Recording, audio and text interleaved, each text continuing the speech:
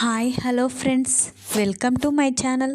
Friends, ఎవరైతే మన ఛానల్ని ఫస్ట్ టైం చూస్తున్నారో తప్పకుండా సబ్స్క్రైబ్ చేసి వీడియో నచ్చితే తప్పకుండా లైక్ చేయండి.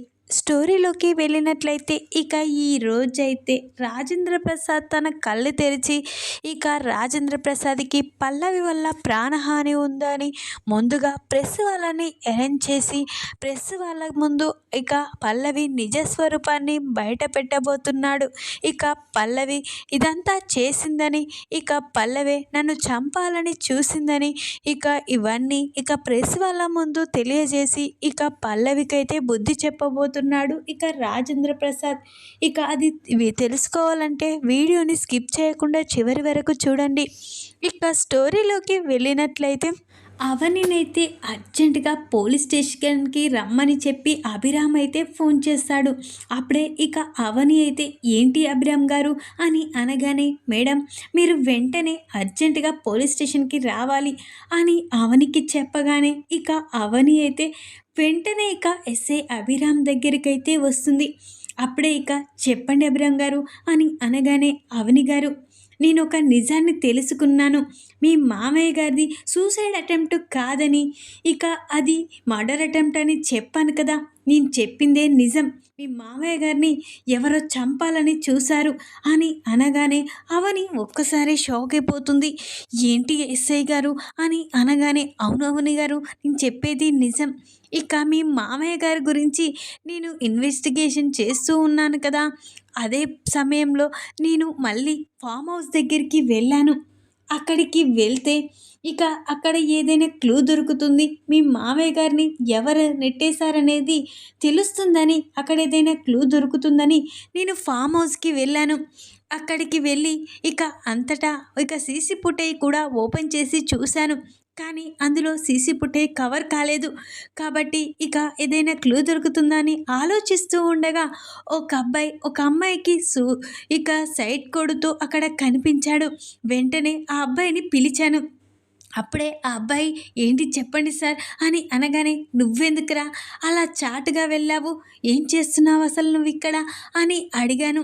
అప్పుడే ఇక ఆ అబ్బాయి, ఇక్కడ నేను పక్కనే ఒక అమ్మాయిని ప్రేమిస్తున్నాను, ఆ అమ్మాయి కోసమే వచ్చాను సార్, నేను ఏమీ చేయలేదు అని అనగానే అప్పుడే అమ్మాయి తండ్రి వచ్చి చాలా ఆవేశంతో, వీడు నా కూతుర్ని చాలా బాధ పెడుతున్నాడు, ఇక నా కూతురు ఎమ్మడి తగిలి చాలా బాధ పెడుతున్నాడు అని అనగానే, లేదు సార్, నేను ఆ అమ్మాయిని ప్రేమిస్తున్నాను, కావాలంటే ఆ అమ్మాయి నేను ఇక ప్రోగ్రాం జరిగింది చూడు, ఆ రోజు ఇక్కడ నేను రీల్స్ తీశాను ఆ అమ్మాయితో, కావాలంటే మీకు చూపిస్తాను చూడండి అని ఇక ఆ అబ్బాయి అయితే వెంటనే ఎస్ఐ అభిరామ్కి తన ఫోన్ని చూపిస్తాడు. అప్పుడే రీల్స్లో ఇక పైనుంచి అయితే రాజేంద్ర ప్రసాద్ని నెట్టేస్తూ ఉండగా అదైతే కనిపిస్తుంది. అప్పుడే ఇక లేడీ ఇక చెయ్యి ఉండడంతో అలాగే లేడీ బ్రాస్లెటే కనిపిస్తుంది. అది ఇక చూశాను మేడం. ఇక ఆ వీడియోని నా ఫోన్లో కూడా సెండ్ చేశాను. మీ మావయ్య గారిని ఎవరో ఒక లేడీ ఇక పైనుంచి నెట్టేసింది. వాళ్ళెవరనేది పూర్తిగా కనిపించలేదు, కానీ తనకున్న చేతికి బ్రాస్లెట్ ఉంది కదా, ఆ బ్రాస్లెట్ని నేను చూశాను, కావాలంటే మీరు కూడా చూడండి మేడం అని ఇక అభిరామ్ అయితే ఇక అవనికి ఆ ఫోన్ని ఇస్తాడు. అప్పుడే అవని ఆ ఫోన్ను చూసి ఒక్కసారి షాక్ అయిపోతుంది. అంటే మామయ్య గారిని ఎవరో చంపాలని చూశారు, ఖచ్చితంగా మామయ్య గారిని చంపాలని చూశారు అని ఇక అవని అంటూ ఉంటుంది. వాళ్ళు ఎవరై ఉంటారు అనేది ఈ బ్రాస్లెట్ ద్వారా మనం పట్టుకోవచ్చు. ఇది ఖచ్చితంగా మీ ఇంట్లో వారైనా ఉండాలి, మీ బంధువులైనా కావాలి, కానీ బయటి వారు ఎవరు కారు మేడం అని ఇక ఎస్ఐ అభిరామ్ చెప్పగానే, అవును సార్, మీరు చెప్పేది నిజం, ఖచ్చితంగా ఎవరో ఇంట్లో వాళ్ళన్నా లేక బయటి వాళ్ళైనా ఉంటారు అని ఇక అవని ఇక సరే సార్, దాని గురించి నేను కూడా ఎంక్వైరీ చేశాను అని ఇక అవని అంటూ ఉంటుంది. చాలా థ్యాంక్స్ మా మామయ్య గారి గురించి ఇక మీరు ఆలోచిస్తున్నందుకు అని ఇక ఎస్ఐ అభిరామ్కి థ్యాంక్స్ చెప్పి, మేడం నేను వదిలిపెట్టాను, మీ మామయ్య గారిని ఎవరైతే తోసేశారో వాళ్ళని బయట పెట్టేదాకా నేను వదిలిపెట్టను అని ఇక ఎస్ఐ అభిరామ్ చెప్తాడు. అప్పుడే సరే సార్ అని అవని అక్కడి నుంచి వస్తుంది.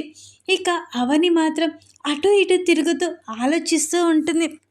ఆ బ్రాస్లెట్ ఎవరై ఉండొచ్చు, అది పల్లవిది కాదా? పల్లవిదేనా?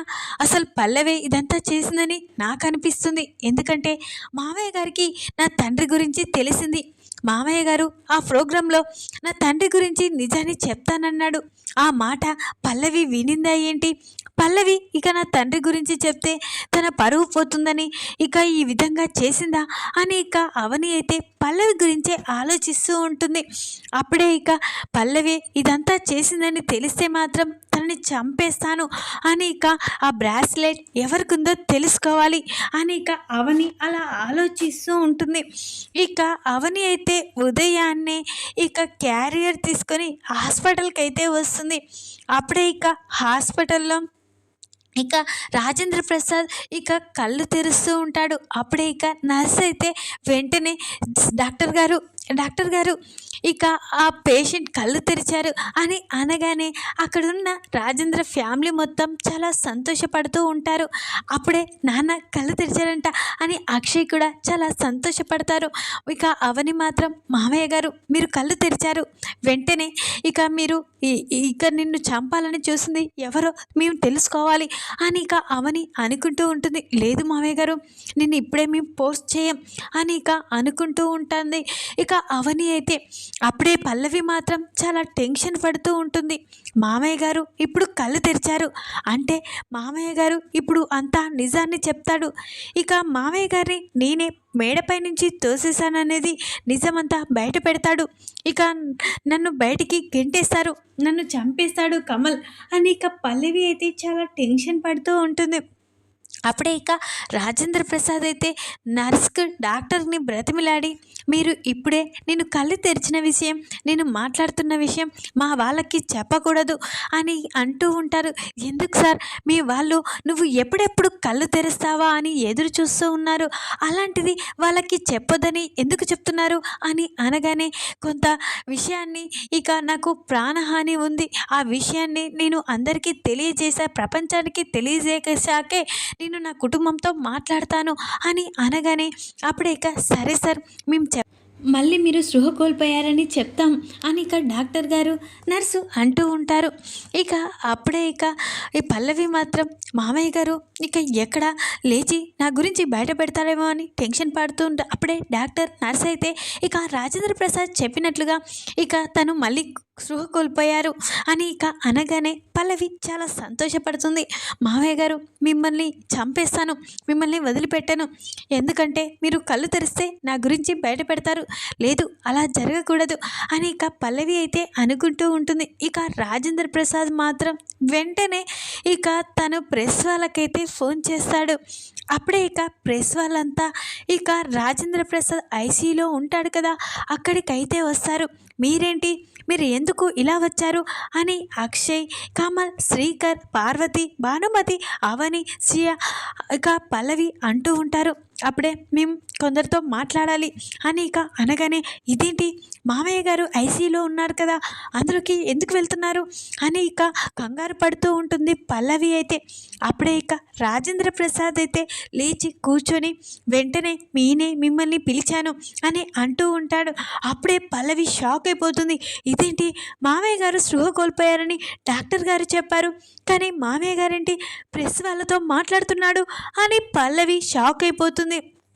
అప్పుడే నీ ఇప్పుడు నా గురించి చెప్పడానికే మామయ్య గారు ఇది ఏర్పాటు చేశారట్లుంది అని ఇక కంగారు పడుతూ ఉంటుంది. అప్పుడే ఇక రాజేంద్ర ప్రసాద్ అయితే నేను ముఖ్యంగా అందరికీ తెలియజేయాలి, ఎందుకంటే ఇక నాకు ప్రాణహాని ఉంది, నేను బయటికి వెళ్ళి నిజాన్ని నా కుటుంబానికి చెప్పలేను, ఇది నా కుటుంబానికి తెలియాలని ఇలా నేను ప్రెస్ వాళ్ళతో మీటింగ్ ఏర్పాటు చేశాను. ఇక నన్ను మేడపై నుంచి తోసేసింది నా కోడలు పల్లవి అని చెప్పగానే ఇక అందరూ ఇక టీవీ అని చేస్తారు కదా అందులో చూసి షాక్ అయిపోతారు. ఇక అక్షయ్, కమల్, శ్రీకర్ అయితే ఏంటి పల్లవియా అని ఇక షాక్ అయిపోతారు. అప్పుడే ఇక అవును, నన్ను చంపాలని చూసింది నా కోడలు పల్లవి, ఇక నేను కొంతమందికి న్యాయం జరగాలని మా కిట్టి పార్టీ అంటే గెట్ టుగెదర్లా నేను ఏర్పాటు చేశాను మా ఫామ్ హౌస్లో, మా ఫామ్ హౌస్లో గెట్ టుగెదర్ ఏర్పాటు చేసి అందరి బంధువులని పిలిచాను.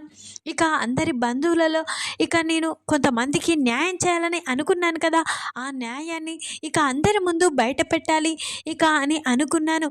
కానీ ఆ నిజాన్ని బయట పెట్టకూడదని నా కోడలే నన్ను చంపాలని ప్రయత్నించింది అని చెప్పగానే అక్షయ్, శ్రీకర్, కమల్ ఒక్కసారి షాక్ అయిపోతాడు. ఇదేంటి, నాన్న డైరెక్ట్గా మనకి చెప్పాలి కానీ ప్రెస్ వాళ్ళతో మాట్లాడడం ఏంటి అంటే నాన్నని ఇంకా ఇంకా చంపాలని ఎవరో చూస్తున్నారు, నాన్నని చంపేయాలని చూస్తున్నారు కాబట్టి నాన్న ఇలా ఏర్పాటు చేశారు నిజాన్ని చెప్పడానికి అనేక అక్షయ్, శ్రీకర్, కమల్ అయితే అనుకుంటారు. అప్పుడే ఇక పల్లవి గురించి తెలుసుకొని కమల్, ఏంటి పల్లవి చేసిన దాన్ని ఇప్పుడే చంపేస్తాను అని ఇక అంటూ చాలా కోప్పడుతూ ఉంటాడు. ఒరే ఆగురా, ఇక మీ నాన్నగారు ఏం చెప్తున్నారో విందాం అని ఇక పార్వతి అంటూ ఉంటుంది. అప్పుడే ఇక రాజేంద్ర ప్రసాద్ అయితే ఇది నిజం, ఇక నేను ఒక నిజాన్ని ఇక పార్టీలో చెప్పాలని చూశాను కానీ నా కోడలు నన్ను మేడపై నుంచి తోసేసింది ఆ నిజం బయటపడకూడదని. కానీ ఇప్పటికైనా చెప్తున్నాను, కొంతమందిని బాధ పెట్టే అసలు నిజాలు తెలుసుకోకుండా బాధ పెట్టకూడదని నేను కోరుకుంటున్నాను. అది నా కోడలు అవని విషయంలో జరిగింది అని చెప్పగానే అందరూ షాక్ అయిపోతారు. అప్పుడే ఇక ఏంటి సార్ ఏం మాట్లాడుతున్నారు, మీ కోడలేంటి మిమ్మల్ని తోసేయడం ఏంటి, ఇంకో కోడలేంటి, ఇక తను అవమానపడడం ఏంటి అని ప్రెస్ వాళ్ళు అడుగుతూ ఉంటారు. అవునమ్మా, నేను చెప్పేది నిజం, నా కోడలు అవని చాలా మంచిది, నా కుటుంబం గురించి ఎన్నోసార్లు ఆలోచించింది, ఇప్పుడు కూడా నా కుటుంబం గురించే ఆలోచిస్తుంది. అలాంటి నా కోడలికి న్యాయం జరగాలి, తన అమ్మకి తనకి న్యాయం జరగాలని నేను ఈ మీటింగ్ పెట్టి ఈ పార్టీలో ఈ నిజాన్ని ఏర్పాటు చేయాలనుకున్నాను, ఇక అందరికీ తెలిసేలా చేయాలనుకున్నాను. కానీ ఇలా జరుగుతుందని అనుకోలేదు. ఇక ఈ నిజం బయటపడితే ఇక ఈ విధంగా జరుగుతుందని నేను అనుకోలేదు. అయినా నా కోడలు నా ప్రాణాలు కూడా తీస్తుందని నేను కల్లో కూడా ఊహించుకోలేదు. కానీ అదే జరిగింది అని అనగానే, అయినా ఇక ఎందుకు సార్, ఏ నిజం చెప్పాలనుకున్నారు మీరు అని ఇక ప్రెస్ వాళ్ళు అడగానే వెంటనే ఇక రాజేంద్ర ప్రసాద్ అయితే ఇక నా కోడలు అవని చెప్పాను కదా ఇంతకుముందు, ఇక నా కోడలు అవని తండ్రి గురించి చెప్పాలనుకున్నాను అని అనగానే అవని తండ్రి అంటే ఎవరు అని ఇక అనగానే అవని తండ్రి చక్రధర్ అనే వ్యక్తి, చక్రధర్ ఇక అవని తండ్రి. కానీ ఇక చక్రధర్ తన కూతురని తన భార్య మీనాక్షి అని బయట పెట్టకూడదని, అది బయటపడితే మిమ్మల్ని చంపేస్తానని వాళ్ళని బాధ పెట్టాడు. అందుకే వాళ్ళు ఎంత అవమానపడినా కానీ ఇక చక్రధర్ తన భర్త అని చెప్పుకోలేదు, తన భార్య తన కూతురు కూడా వాడే తన తండ్రి అని చెప్పుకోలేని పరిస్థితి. కాబట్టి ఈ నిజం నేను తెలుసుకున్నాను, ఆ చక్రధర్ నా కోడలు అవని తండ్రి అని. కానీ ఈ నిజాన్ని ఈ పార్టీలో చెప్పాలనుకున్నాను కానీ నా చెల్లెలు కూడా ఆ చక్రధర్ మోసం చేసి పెళ్లి చేసుకున్నాడు. నా చెల్లెలు కూతురు పల్లవి, తనే ఇక ఈ నిజాన్ని నేను ఎక్కడ బయట పెడతానో అని ఇక తను తన తండ్రితో చేతులు కలిపి ఈరోజు నా ప్రాణాలు తీయడానికి కూడా వెనకాలేదు. ఈ నిజాన్ని చెప్పాలనే చూస్తే ఇక నా కోడలు పల్లవి నేను చంపాలని చూసింది. ఇక నా కోడలు ఇక నేను బ్రతికి బయటికి రాలేను, ఎందుకంటే ఖచ్చితంగా నన్ను చంపాలని చూస్తుంది, ఈ నిజం ఎక్కడ బయట పెడతాడని.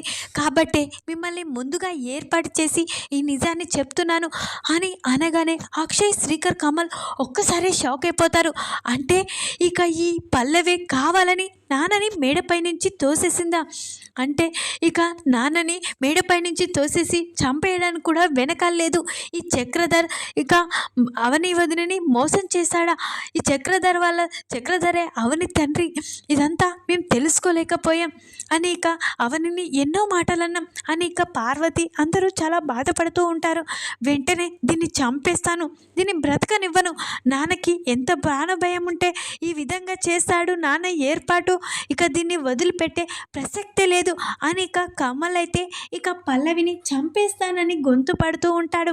అప్పుడే ఇక అవని అయితే, కన్నయ్య ఆగు కన్నయ్య, తనకి ఏ విధంగా బుద్ధి చెప్పాలో నాకు తెలుసు కన్నయ్య, ఇక మావయ్య గారిని కూడా చంపాలని చూసిన ఈ పల్లవిని నేను కూడా ఎలా వదిలిపెడతాను, నేను వదిలిపెట్టే ప్రసక్తే లేదు అని ఇక అవని అంటూ ఉంటుంది.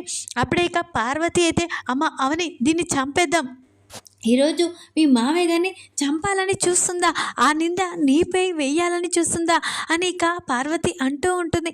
అప్పుడే ఇక అతయ్య, నేను దాన్ని ఇక ఆ పల్లవి సంగతి చూస్తాను, ఆ పల్లవిని వదిలిపెట్టను అని అంటూ ఇక పల్లవినైతే మెడపట్టుకొని ఇక ఇక బయటికైతే గెంటేయబోతూ ఉండగా అప్పుడే ఎస్ఐ అభిరామ్ అయితే ఎంట్రీ ఇస్తాడు.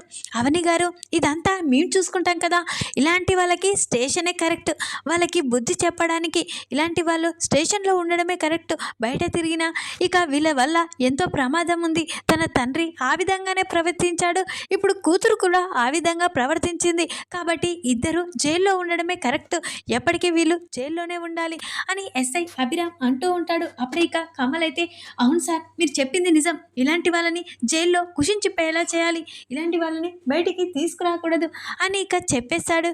ఇక కమల్ అయితే ఇక అవని కమల్ అయితే అవని కమల్ అయితే పల్లవినైతే అరెస్ట్ చేయిస్తారు. ఈ విధంగానైతే రాజేంద్ర ప్రసాద్ ప్రెస్ వాళ్ళ ద్వారా ఇక పల్లవి నిజ స్వరూపాన్ని అయితే బయట పెడతారు మీడియా ద్వారా. ఈ వీడియో కనుక మీకు నచ్చినట్లయితే లైక్ చేయండి. మరిన్ని వీడియోల కోసం ఛానల్ని సబ్స్క్రైబ్ చేసుకోండి ఫ్రెండ్స్. Thanks for watching.